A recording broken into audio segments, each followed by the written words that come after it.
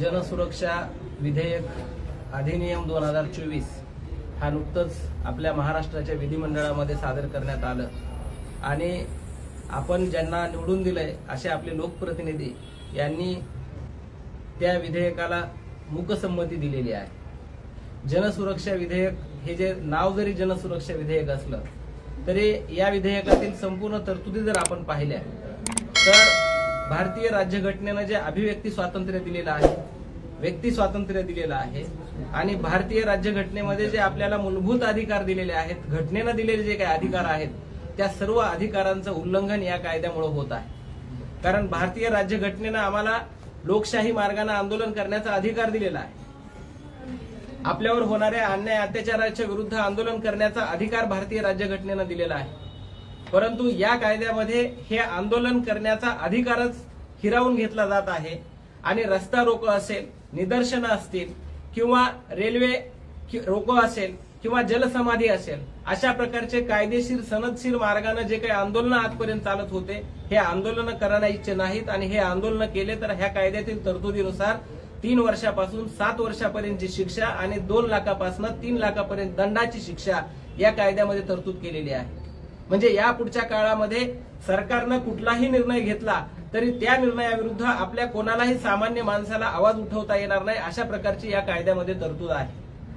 दुसरं सगळ्यात महत्वाचं, या कायद्यामध्ये तुमच्या आमच्या सर्वांच्या मालमत्ता जप्त करायच्या, आपले बँकेतले खाते गोठवायचे, आपल्या पूर्ण संपत्त्या जप्त करायचे अधिकार सरकारी कर्मचाऱ्यांना यामध्ये दिलेले आहेत आणि त्यातल्या त्यात विशेषतः पोलीस कर्मचाऱ्यांना हे अधिकार दिलेले आहेत। म्हणजे भारतामध्ये आजपर्यंत जेवढे काही कायदे तयार झाले, इव्हन इंग्रजांनी जे काही कायदे आपल्या देशामध्ये तयार केले, त्या इंग्रजांनी कायदे तयार करताना आणि त्याच्या पुढे भारतीय राज्यघटना जेव्हा भारतामध्ये अस्तित्वात आली तेव्हा राज्यघटनेचं मूलभूत जे तत्व आहे की कायदे मंडळ, कार्यकारी मंडळ आणि न्यायमंडळ हे वेगळे असावेत आणि जो काही कायदा या देशामध्ये आजपर्यंत झालेला आहे त्या प्रत्येक कायद्याची अंमलबजावणी करण्यासाठी न्यायमंडळ आपल्या अस्तित्वात आहेत। परंतु या कायद्यामध्ये अशी तरतूद आहे की या कायद्याअंतर्गत कोणत्याही व्यक्तीवर किंवा कोणत्याही संघटनेवर जर कारवाई केली सरकारनं तर त्याला न्यायालयामध्ये दाद मागायचा अधिकार ठेवलेला नाही,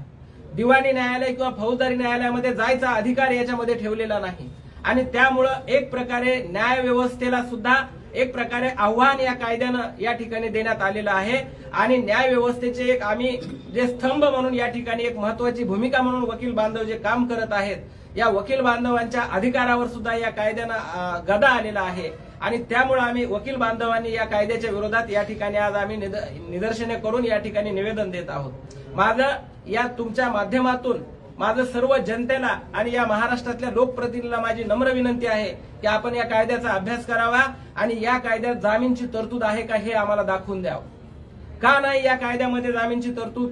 या कायद्यामध्ये सत्र न्यायालय असेल, तालुका न्यायालय असेल यांना अधिकार ठेवलेले नाहीत। काय कारण आहे या न्यायालयापासून हे अधिकार काढून घ्यायचे?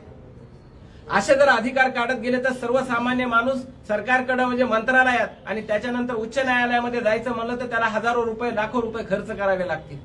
आणि तोपर्यंत या कायद्याची अंमलबजावणी होऊन त्याची अख्खी प्रॉपर्टी जप्त होईल। या कायद्यामध्ये कृती झाल्यानंतर, घटना घडल्यानंतर त्याला दोषी ठरवावं किंवा त्याला गुन्हेगार सिद्ध करावा असं नाही, केवळ संशयावरून सुद्धा तो एखादी कृती करण्याची शक्यता असेल तर त्याला त्याच्यामध्ये दोषी धरलं जाईल आणि त्याच्यावर त्याला तुरुंगामध्ये टाकण्याची तरतूद आहे, त्याला 3 लाख रुपयापर्यंत दंड करण्याची तरतूद या कायद्यामध्ये केलेली आहे। आमचे लोकप्रतिनिधी आज जे काही विधिमंडळामध्ये काम करत आहेत ते त्यांचे राजकीय गुलाम असतील, कुठल्या तरी अडचणीमुळे त्यांनी विरोध केला नसेल, परंतु सर्वसामान्य जनतेला वेठीस धरणारा, सर्वसामान्य जनतेचा हक्क हिरावून घेणारा हा कायदा आहे आणि त्यामुळे हा कायदा जर अस्तित्वात आला तर या देशातली लोकशाही संपून जाईल,